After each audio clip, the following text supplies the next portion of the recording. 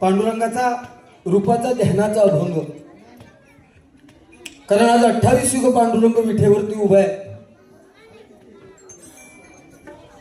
केवळ आपल्या प्रिय भक्ताची वाट बघतोय आणि त्या पुंडलिकाची आई वडिलांची सेवा बघून त्याने पुंडलिकाला असा आशीर्वाद दिलाय की पुंडलिका, तुझ्या आई वडिलांच्या सेवेवरती एवढा मी खुश झालोय की जिथे जिथे भजन कीर्तन प्रवचन होईल त्या तिथे तुझ्या नामाने अगोदर जयघोष होईल. म्हणून आपण भजना कीर्तनामध्ये पुंडलिक वरदे हरी विठ्ठल असं म्हणतो आणि मग सुरुवात करतोय. याचाच अर्थ 84 दशलक्ष योनीनंतर आपण ज्यांच्या उदरी जन्म घेतलाय ते आपले आई वडील यांची सेवा मरेपर्यंत करा, हा सांगण्याचा उद्देश आहे. कारण आई वडील म्हातारपणापर्यंत जिवंत असणं हे प्रत्येकाच्या नशिबात नसतं. ज्यांच्या नशिबात आहे मुलाच्या मुलीच्या त्यांचेच आई वडील म्हातारपणापर्यंत जिवंत असतात. आणि आपले आई वडील आपल्यासाठी किती काबाड कष्ट काढतात याची प्रत्येकाला जाण हवी, लक्षात घ्या. पांडुरंग असा देव आहे, 33 कोटी देवतांमध्ये सगळ्यात गोरगरिबाचा देव असं म्हटलं जातं त्याला. तो पांडुरंग आज 28 युग आपल्या कमरेवरती कटेवरती हात घेऊन उभा आहे. त्याच्या हातात कुठला हत्यार नाही. बाकीचे सगळे देवत त्यांच्या हातात कुठला ना कुठला हत्यार, पण पांडुरंग असा देव आहे की त्याच्या हातात कुठला हत्यार नाहीये. ह्या जोगेश्वरी मधून सुद्धा कित्येक लोक वारकरी लोक पांडुरंगाच्या दर्शनाला जाणारे आहेत. वारकरी लोक, बरोबर ना, कित्येक लोक जातात वारीला. ह्या जोगेश्वरी मधला एखादा 8-10 वर्षाचा मुलगा जरी पंढरपूरला जाऊन आल्यानंतर जोगेश्वरीच्या त्याच्या एरियामध्ये राहणाऱ्या एखाद्या वृद्ध माणसाला, म्हाताऱ्याला समजलं की हा 8 वर्षाचा मुलगा पांडुरंगाला जाऊन आलाय, तर 80 वर्षाचा म्हातारा सुद्धा 8 वर्षाच्या मुलाच्या पायावर लोटांगण घालतो आणि त्याला नमस्कार माऊली असं करतो. ही पांडुरंगाची ताकद आहे, लक्षात ठेवा. आणि ती पांडुरंगाची ताकद आपण सुद्धा ओळखणं गरजेचं आहे.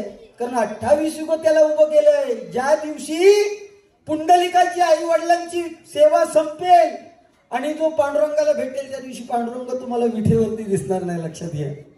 कलियुगाची एकूण 4,32,000 वर्ष, त्याच्यापैकी 5,000 वर्ष संपलीत. आज आपण कुठे पोचलो हे प्रत्येकाला सांगण्याची गरज नाही. आज नाती सगळी तुटलीत. बापाचं आणि मुलाचं नातं नाहीये, आईचं आणि मुलीचं नाही, भावाचं आणि बहिणीचं नाहीये. त्याला एकमेव कारण म्हणजे मोबाईलचा झालेला अतिरेक आहे, लक्षात घ्या. या 10-15 वर्षात आम्ही सुद्धा मोबाईल बाळगतो, पण एखाद्या गोष्टीचा अतिरेक झाला की त्याचं विष बनतं. ही आता पोरगी सगळी बसली आहेत, फक्त परीक्षा असताना औशी बाप्पाच्या पाया पडता नाही, दररोज उठून पाया पाय. आता परीक्षा असताना रामराम, आई वडील झोपलेले असतील तरी त्यांच्या पायाची धूळ आपल्या मस्तकाला लागली पाहिजे, हे प्रत्येकाने लक्षात ठेवलं पाहिजे. ठीक आहे, वेळेचं भान राखतो मी. रुपावली घेतोय.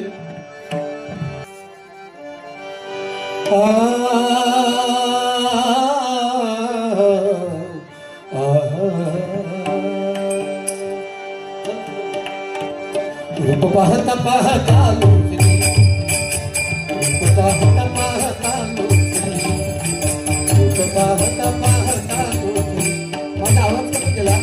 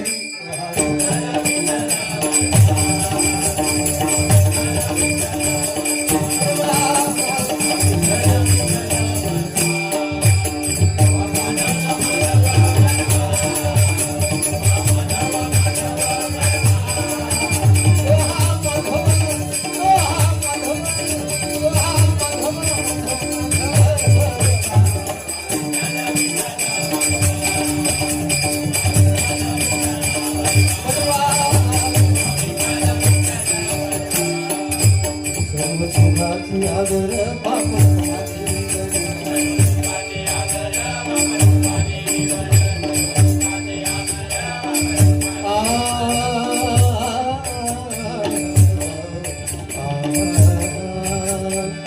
पडती अक्षता तुई वरती सनई चौखडा हाती गाणी राम जानकी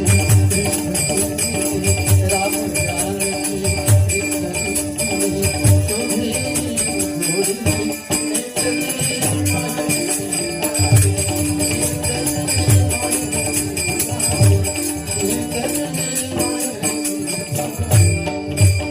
जब तक सांसें चलेगी तुझको चाहूंगा जब तक सांसें चलेगी तुझको चाहूंगा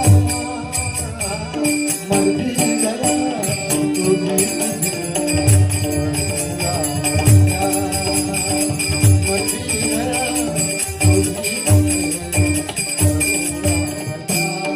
तुझी सलाह की है ऐसी लगन विरह में जल गया है ये मन मैं अधूरा हूँ तेरे बिना जैसे दिल के बिना धड़कन जब तक सांसें चलेगी तुझको चाहूंगा जब तक सांसें चलेगी तुझको